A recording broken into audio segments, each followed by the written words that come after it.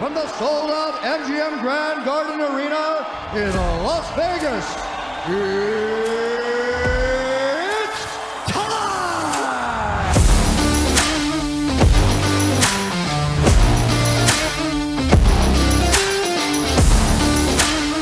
I don't care what color you are, what country you come from, or what language you speak. Fighting is in our DNA. We get it and we like it. We're human beings.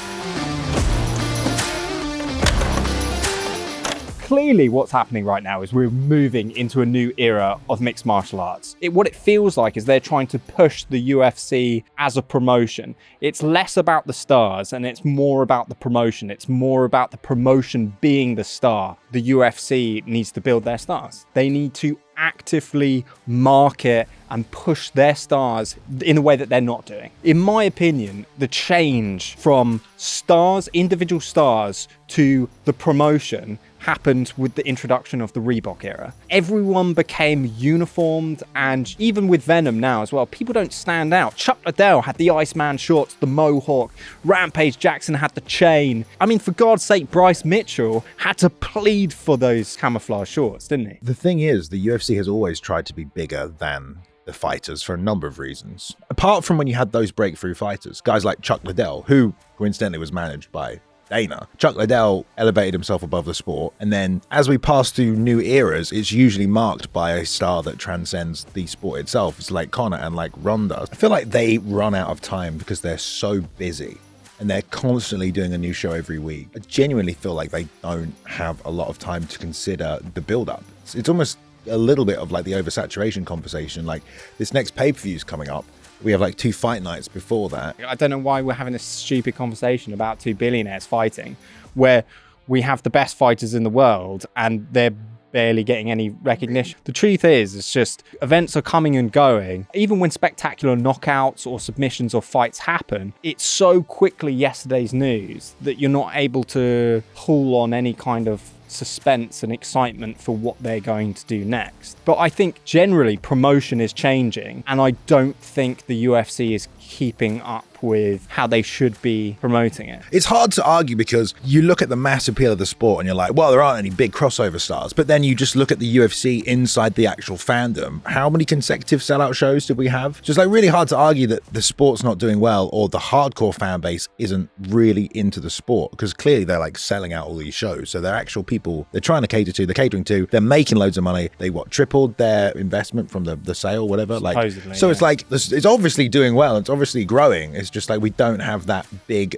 commercial example. Whether or not that's because the UFC haven't picked someone out that they feel like they can then push and promote, or it's because you just need some absolutely polarizing, charismatic, legendary person to come along and start knocking people out and making statements. I think people are generally so afraid, especially with the era of social media as well, as to be the James Vick of the scenario, or the Sean Strickland. Sean Strickland has essentially bounced back from that brutal knockout as well. He talks so much shit. I mean, to be fair, even Sean Strickland's chilled out now. He's actually He doesn't need to. He doesn't need to though, because he's a headlining fight. I feel like he's been told to like mellow out a lot because he was becoming somewhat of a character, quite a large character in the sport. Maybe he got humbled and thought, oh, I need to chill out a little bit. But it feels quite polar opposite of how he was and how you see him. Even in interviews at the gym, he's very different now. What was that press conference where Dana was getting angry at Jorge Masvidal and Kevin Holland for having beef? Fighters running into fighters that they're not fighting on that weekend's card and having beef, and for it to be a polarizing viral moment has happened for years and years. You had these mythical moments. I mean, for God's sake, we never got it, but Masvidal versus Edwards. The fact that he gave him the 2-piece and the soda behind the scenes made Masvidal a massive star. It made him a mass. So what is going on when Dana White is shutting that shit down? It's crazy to think about as well. Like, you have a star known for talking, and they literally call him Big Mouth, and they won't let him talk about what happened whatsoever. It's like you're at a press conference, but if you're going to make out a star of someone who's a really big star, let him leech off of Masvidal a bit. And also as well, what the fuck are the journalists doing at these press conferences as well? You're journalists. You know, you're journalists. It's almost like shaking hands behind the scenes with the UFC. I'm going to ask the questions that you want me to ask, because I can get the rub, I can get the shine. The journalistic integrity that's happening at these events have gone out the fucking window. They really have. When's the last time a journalist where you go, oh shit, that's crazy, finally someone is asking a question that we all want to hear, but everyone's so goddamn afraid of it. When they asked about what happened backstage, or Dana was literally like, you guys can't ask about that. Like, why? These guys are trying to fight, you cannot ask, you're causing problems. Like, so. But why? I don't know why, but like obviously, like, but why is that happening? He's telling them you're not allowed to do blah, but you blah, can't do that. Yeah. You can't tell a journalist what they can and can't ask. Maybe this purchase, you know, we kind of underestimated how much it has slowly started to affect the sport. It's not a good look commercially, and it's not his company anymore. He can't do what he wants. It is a good look commercially though, because it's all about selling pay-per-views. The last time we had a big bust up backstage was the Nate Diaz, Chimaev, Kevin Holland, when all that went down, and they put in the fucking promo. Like they had a 2-day turnaround to make a hype piece, which they've already done for this event, but they remade a new hype piece to put in the promo, like with the Conor Bust stuff. I know that's a while ago now, but they did that as well. They put a crime in their promo. Still package. Criminal damage, isn't it? Exactly. You know? If the brawl breaks out at a press conference, that's epic. That's legendary. It's cool, but it's like, are they the fight business or are they not? Are they the business that hosts fights? Do you get all the drama and all the flair that comes along with it? The other day I was shopping for a lavender duvet cover to match my canopy bed, and I thought, how do I know what a duvet cover is? Then I switched to UFC on Spike TV. One drop kick to the face, and I was back to my old self.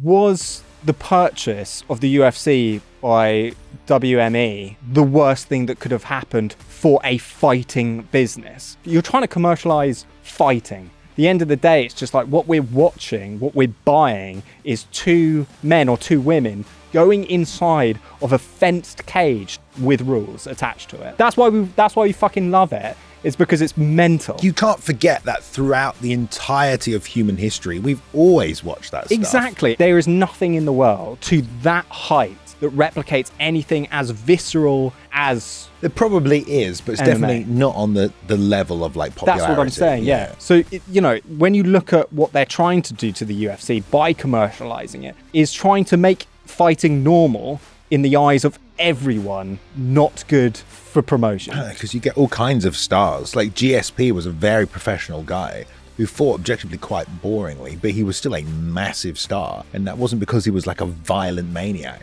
It's because he bought like... Well, I'm not saying that. I'm not saying these guys are violent. No, but I'm like, just saying what they're doing is refining the sport and taking it in a more professional direction bad for promotion and for sales? Not always, because we've got examples of people who have been able to sell when that's the kind of direction they've taken things. It's just such a fine line to walk, really, because so much of what has made the sport legendary and so many of the craziest moments in it have been times where people did break the rules and things got out of control. When you go to a UFC event, you don't go to a UFC event because you're like, oh fuck, like I hope something kicks off. You're going to see like the sport. But you're going to see fucking Francis Ngannou blast the fucking head off of Alistair Overeem. Yeah. Some people go to Formula One or NASCAR in the hopes that they're going to see a crash. It's always going to be inherently difficult to package violence in a way that's ultimately and unbelievably commercial. There has to be some compromises to what you're selling. You have to take some of that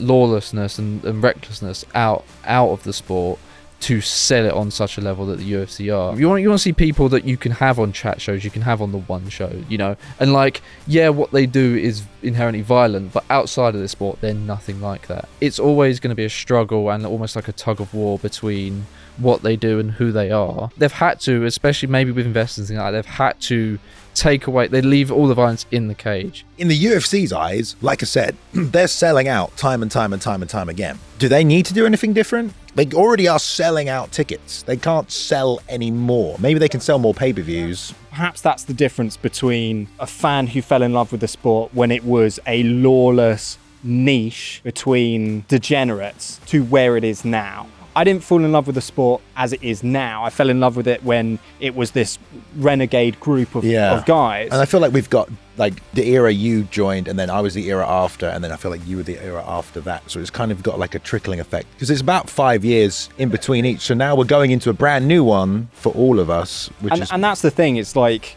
I guess at the heart of it is that it needs to appeal to the most people possible. And the reality of it is there are people out there that don't know that they actually do want to watch MMA. They just need to be approached with it in a more gentle way. Whereas like I was attracted to MMA in the early days of viral videos where these unbelievable images of destruction and violence. Whereas now, with less chaotic promotion, less chaotic personalities, more down-to-earth athletes is the better way of reaching those mums. Like, I'm introducing like a friend of mine to the sport right now, and I'm sure everyone who's watching has gone through that, where you get someone who is like even just horrified at the idea of the violence, but you have to find people like Brandon Moreno, who it's like, look at this nice person who's like, you know, likes Lego and stuff. Those kind of people are designed to bring in those new fans. We are desensitized, and I can still talk to people who don't watch the sport and they are still horrified. But that being said, I think you are right. I think there has been a shift to try and bring it to a wider audience. It also shows the evolution of the sport as well, because essentially really recently as well, you had Nate Diaz call out Jorge Masvidal, not just because he was having a sick year, but also because they were from an older generation where they grew up no rules fighting was what those guys were learning to do in those gyms, in those new hybrid gyms. But back then, those athletes were just fighters.